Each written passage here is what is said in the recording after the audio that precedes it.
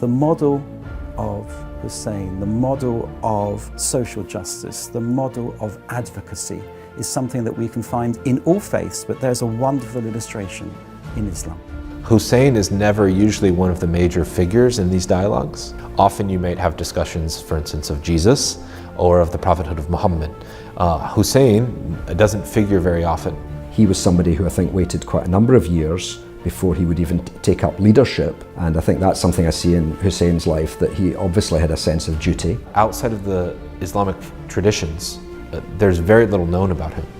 And here is a model of a spiritual leader, of a religious leader, of a political leader, who actually, I think, could speak much more broadly to the world. It would be nice to include Hussain in the sort of pantheon of religious greats that often people talk about: Moses, Jesus, Buddha, Mother Teresa, Martin Luther King, these names that people regularly know. You're dealing with a really tragic event that took place in real history, you know, a handful of people, and outnumbered by a vast army, and deprived of water, women and children.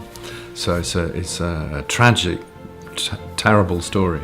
It seems to me that Hussain is a figure that one can identify with because he lived in such a key period in the formation of Islam, the early period of Islam.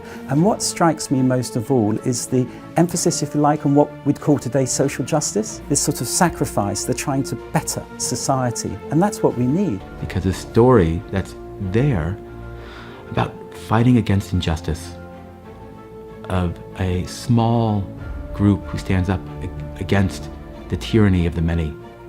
These stories echo throughout our religious traditions and give hope and light to all of us. The Battle of Karbala is a tragic moment in the early Islamic tradition. It's a marker of a split that was beginning to burgeon that now went seemingly irreconcilably apart. But what we can learn from our models like Hussain and the experience with Yazid is that it is possible to fight oppression. It is possible to develop what I would call a critical solidarity. And how much easier is it to develop that solidarity with partners in faith? I might not have the same faith as you, but I'm a partner on the same journey as you. And I respect your position, I respect your faith, I respect your claim to truth. All I ask is that you respect mine.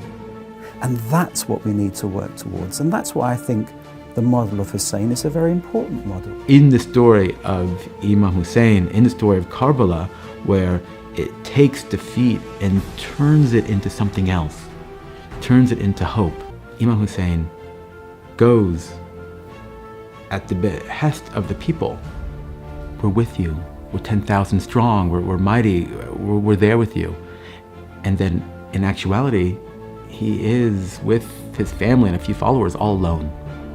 The impact of the story is that it's a historical tragedy, and any great any moment like that where people resist heroically is a powerful story that transcends its context. The fact that to those in the Shia members, friends that I speak to, say, and now when we look back during Muharram and Ashura, we say, we would have been with you.